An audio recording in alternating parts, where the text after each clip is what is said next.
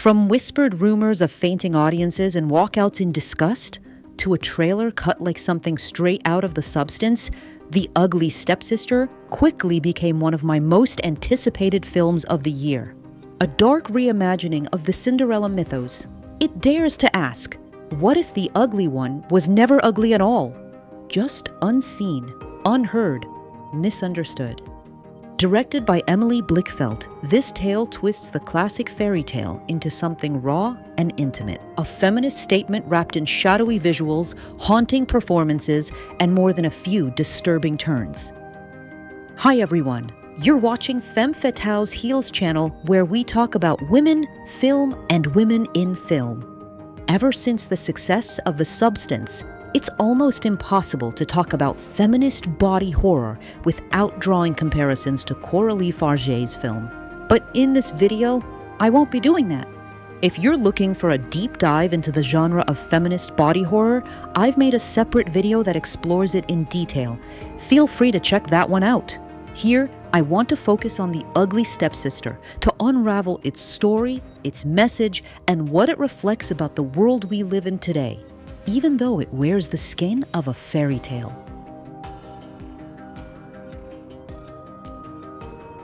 The film opens in a shadowy forest, bathed in crimson hues that echo the style of classic giallo cinema. A young girl, Elvira, recites romantic poetry, where a beautiful prince rises from the page and shoots an arrow straight through her heart. Despite the tragic imagery, the scene is tender, even dreamy. In Elvira's imagination, the prince gazes at her with love and devotion, gently holding her flower-crowned head in his hands. But reality is far less romantic. Elvira awakens in a carriage as it pulls up to a grand estate. The cold, gray world outside sharply contrasts with her rose-colored dreams. As in the original fairy tale, Elvira, along with her sister and mother, becomes part of a blended family, living under the same roof as Cinderella, named Agnes in this version, and her father. In Agnes's room, Elvira discovers a treasure trove of beauty. Delicate brooches, a silver comb, and finely embroidered linens. But the most precious treasure lies just beyond the window, a view of the royal palace where Prince Julian lives, the very prince whose poems Elvira reads over and over again. The first words Elvira speaks in the real world are, Jeg vil gifte meg med han. I want to marry him. That desire becomes her singular goal, the driving force of the entire story. The film doesn't pretend Elvira knows anything about the prince. Her only connection to him lies in his poetry, which paints a picture of a gentle fairy tale man. Much like in real life, where someone might fall in love with a celebrity or a carefully curated online persona, Elvira clings to her fantasy as if it were truth. At dinner, Agnes's father treats Elvira more like an animal than a guest, tossing a piece of cake at her as the whole family erupts in laughter. Her mother urges her to laugh along, and so, perhaps unsurprisingly, Elvira has grown up believing she must stay quiet, stay small, stay agreeable, even if that means becoming the joke. But in true dark fairy tale fashion, the tables turn. The father ends up with cake in his own face, quite literally, when he suffers a sudden heart attack and drops dead mid-scene. While Agnes mourns her father, it's Elvira who shows kindness, bringing her chocolate, trying to comfort her. But Agnes, overwhelmed with grief, lashes out. She tells Elvira she doesn't belong in this house, and that if not for the money, her father would never have married Elvira's mother. Harsh as those words are, they serve an important purpose. They show us that Agnes is no saintly fairy tale princess. She is flawed, emotional, capable of cruelty, a real person, not an ideal. Yet her cruelty also reveals a deeper, uglier truth. Both her father and Elvira's mother entered this marriage for money. And now, with the father gone, the entire family stands on the edge of poverty. In the wake of the father's death, remarriage seems like the most logical path forward, a way to survive. But Elvira's stepmother quickly dismisses the idea.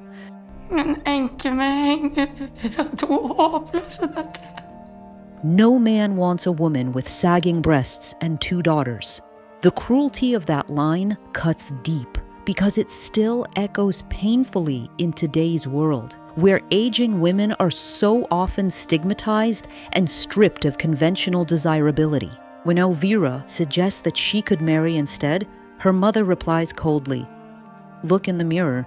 From every corner of her world, even from her own mother, Elvira has been taught that she is not good enough, not pretty enough. And in a world where beauty is treated as currency, this means one thing: no beauty, no love, no worth. By the start of the film, this belief is already etched deep into her worldview. But then, a glimmer of hope pierces through the gloom.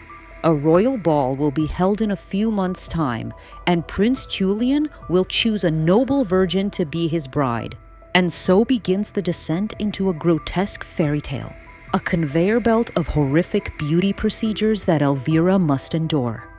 Because her mother is too old and her sister hasn't had her first blood yet, Elvira becomes the family's chosen one, their last and best investment in the future. When the stepmother negotiates with one of the beauty specialists, she promises him payment after the ball. The implication is clear. Once Elvira secures the prince, the crown will take care of everything. So now, Elvira's inner hunger for love is compounded by outer pressure. She cannot fail. She must win him. Makeover montages and physical transformation arcs have long been a staple of media.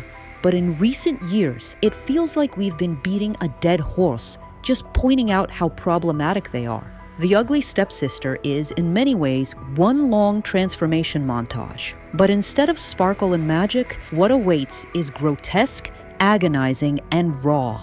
And I mean that in the best possible way. It's refreshing to see a story take this age-old narrative and push it to a more honest, even if horrifying place. While Agnes is slowly stepping into the role of the maiden, Elvira begins her own journey of beauty through suffering. It starts with the removal of her dental braces and a brutal kind of rhinoplasty, performed with blows from a piece of iron. I also found it particularly striking that for the entire first third of the film, Elvira's younger sister Alma doesn't say a word. She simply watches, a quiet witness to the cruelty inflicted in the name of beauty. And I believe this silence is not empty. It shapes her choices later in the film. In their etiquette lessons, the girls are told that only 3 will be allowed to open the ball and thus have a chance to enchant the prince. It's a tale as old as time. Women pitted against one another, groomed to compete for the attention of a single man. Despite Elvira's relentless determination, she's placed in the last row, while Agnes stands front and center. You can feel the sting through the screen, that sharp, soul-crushing moment when no amount of effort or dreaming is enough. There will always be someone the world puts ahead of you, usually someone deemed more conventionally beautiful. The message is clear. Ugly girls belong at the back. And of course, no beauty transformation is complete without starvation. While everyone else enjoys roasted meat and a proper meal, Elvira drinks only lemon water. Meanwhile, a different thread of the story unfolds for Agnes. She wants to bury her father properly, to honor him. But the stepmother refuses. There's no money for that. Every coin goes to Elvira's appearance. Because in this world, beauty isn't just skin deep. It's an investment, a currency. In a dreamy montage set to a modern Coppola-esque soundtrack, Elvira trains to become a proper lady. But when the list of top students is pinned on the wall, those who will get the honor of dancing at the ball, Elvira's name is dead last. Intentionally or not, this scene reminded me of Black Swan, except here, instead of a chance, Elvira receives yet another painful reminder. She's not enough. These pressures spiral into body dysmorphia. She eats very little during the day, but always keeps a sweet bun hidden in her room. At etiquette school, Elvira finally confesses to one of the instructors. She feels ugly and no one will ever choose her. This leads to a striking response from the teacher. Du formar utsidan till att passa det som du vet finns på insidan. Du är modig, du. In our world, women who alter their appearance under social pressure are often shamed or reduced to the value of their looks. But in reality, just like in Elvira's world, these changes often come with real pain, medical risk, and deep emotional toll. So the question lingers. Why isn't Elvira, as she is, already seen as a reflection of inner beauty? And who gets to decide what outer beauty means in the first place? The teacher gives Elvira a tapeworm egg, a parasite she must swallow, let grow in her belly, and later expel once she's lost weight. When Elvira shares this with Alma, her younger sister speaks for the first time in the film. This moment is powerful. It signals that Elvira's obsession has crossed a line so dangerous, so grotesque, it breaks Alma's silence. Even she cannot stay quiet anymore. Meanwhile, we discover that Agnes has a secret lover, a stable boy named Isaac. Though their love is passionate, Agnes still longs to marry the prince, clearly viewing him as a way to secure her future. And the more I think about it, the more fascinating Agnes becomes. Yes, she's a victim of her time, but also, why does she want the prince? She's beautiful, confident, and desired. Surely she could have anyone. So why settle for anything less than royalty? To me, this makes Agnes more than a passive fairy tale figure. She's ambitious, strategic, and fully aware of her worth. Just like in the live-action Cinderella remake, Elvira meets the prince before the ball. But unlike the Disney version, this meeting is far from magical. Hiding behind the trees, Elvira overhears him speaking to his men. And it's here we learn the truth. The prince takes pleasure in violence, robbery, and even forcing himself on women. His charm is a mask, his poems a performance. He literally says to her face, "Det är det enda jag inte knullar." And yet, Elvira doesn't flinch. She's so deep in her fantasies that even this brutal revelation doesn't shatter her illusion. To the very end, she continues to chase the idea of him, not the man he is, but the prince she needs him to be. Because to Elvira, love isn't about the other person. It's about being chosen, being seen, being worthy. And she believes that only his love can prove she deserves to exist. Back at home, Elvira stumbles upon something that feels almost sacred to her. Agnes and Isaac, locked in an intimate embrace. I can't show the scene here, YouTube won't be happy, but I loved how magical and even over the top the moment was. Because for Elvira, sex isn't just a physical act, it's mythic, mysterious, and forbidden. Something glittering on the other side of a glass wall. But fantasy quickly turns to cruelty. Elvira tells her mother, and Isaac is thrown out of the house. Agnes loses her one chance to attend the ball because she is no longer a virgin. It's a moment that deepens their relationship. One sister, quite literally, robs the other of her beloved. 3 months later, Elvira finally emerges into the world with a reshaped nose, her waist cinched tight by the perfect corset. Meanwhile, Agnes has fully become the Cinderella, but still remains an object of Elvira's jealousy. Beauty is pain, says the signboard in a surgeon's office, and the pain continues. Next comes one of the film's most chilling procedures, the sewing on of eyelashes. That night, with her eyelids still bloodied, Elvira wakes up with her stomach growling. Half blind, she stumbles into the kitchen, desperate for food, and there she finds Agnes. Instead of scolding her, Cinderella feeds her cake. And honestly, I loved this touch. There's still a softness in Agnes. Maybe she sees how much it hurts to want so badly to be someone else. After being banned by her stepmother, Agnes stops attending etiquette lessons. One of the instructors, seeing Elvira's determination, offers her a new chance. But the damage is already setting in. The tapeworm takes its toll, and Elvira's hair begins to fall out. In this twisted version, the good fairy introduces himself, but he's no savior. He's a lecherous man who treats women as things. He gives Elvira a gown for the ball, and upon noticing her balding scalp, presents her with a wig of cascading golden curls. Later, the stepmother mentions how much it cost, and in a dark aside, the film suggests how she paid with her body. In a dim hallway, Elvira tears Cinderella's dress. In most tellings, this act comes from spite, but here, it comes from something deeper. Elvira's aching awareness that no matter what she does, the world will never look at her the way it looks at Cinderella. Her obsession spirals. She even goes to bed holding the invitation to the ball. Meanwhile, Agnes kneels beside the rotting body of her father and sees a vision of her mother.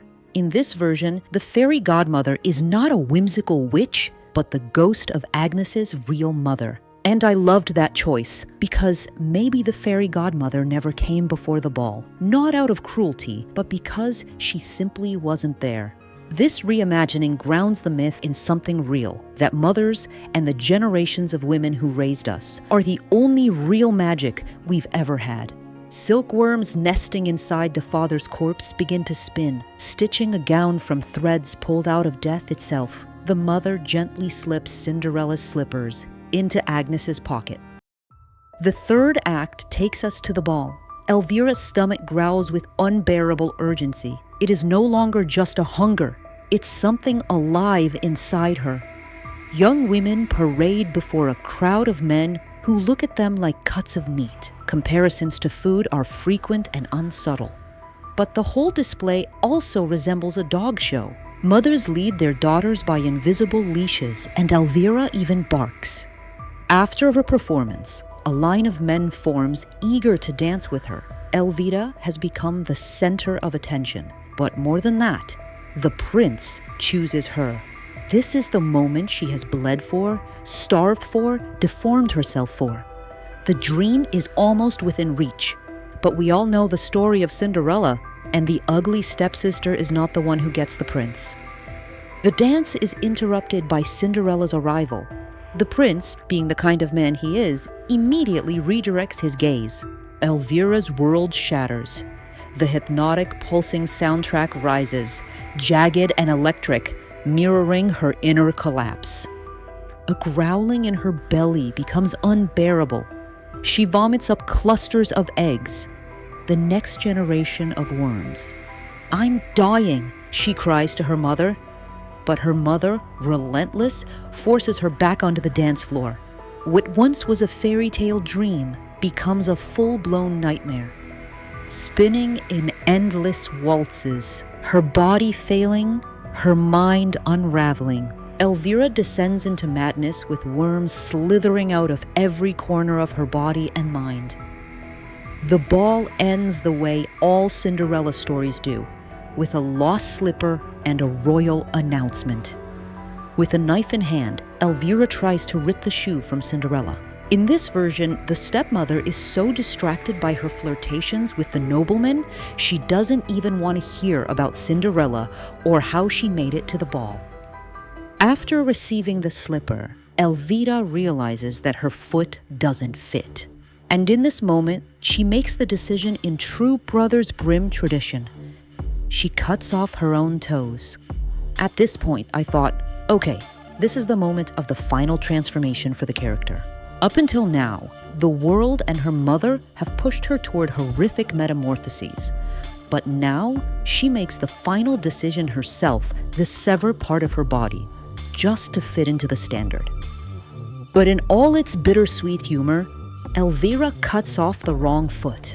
It's her mother who decides to amputate the toes of her other foot, while the younger sister refuses to participate in this brutal act. With this, it becomes clear that the ugly stepsister also talks about how deeply rooted the violence is between one generation of women and the next. Because often, it is the women themselves who carry out painful procedures on each other, pushing one another toward physical changes. All of them, of course, held captive by the patriarchal world. In her dreams, Elvira envisions her happy ending with the prince. But again, reality is far from a fairy tale. With her severed feet, she crawls toward the gates to meet the prince, breaking her teeth and nose along the way. Lying on the floor with her bloodied face, Elvira realizes that Cinderella gets her happily ever after, and Elvira's dream of the prince is gone. But despite the fact that Elvira's mother was a family member who pushed her toward this, the idea of sisterhood triumphs. It is Elvira's sister who gives her the antidote, leading to one of the most disturbing scenes in the film, when Elvira expels the parasites in true alien style. The sister takes the jewels while their mother chooses to please the men. Literally, she chooses to be needed by a man and bring him pleasure, instead of fighting for her family. Sisters run away together, and the film ends on a bittersweet note, leaving the message that only sisterhood, both literal and figurative, can save women. I genuinely loved The Ugly Stepsister because there wasn't a single moment when I thought, I wish this would go further. This film is truly unhinged, and that's what makes it so great. The Ugly Stepsister is a film that combines a powerful concept with masterful execution. It tackles important questions about social standards, beauty, self-worth, and gender stereotypes, offering a profound rethinking of the classic Cinderella tale. With its exaggerated aesthetics and dark humor, the film elicits not only thought, but an emotional response from the audience. The visual side, with its striking character transformations and bold use of grotesque imagery, creates a unique atmosphere that enhances the film's conceptual message. This is not just another reimagined myth, but a deep critique of a society that constantly imposes its rules, making the viewer reflect on how these standards affect an individual, whether we want to acknowledge it or not. Thank you so much for watching. I hope you enjoyed the deep dive into The Ugly Stepsister as much as I did. If you liked this analysis, don't forget to hit that subscribe button and give this video a thumbs up. It really helps the channel grow, and I'd love to hear your thoughts in the comments below. See you in the next one.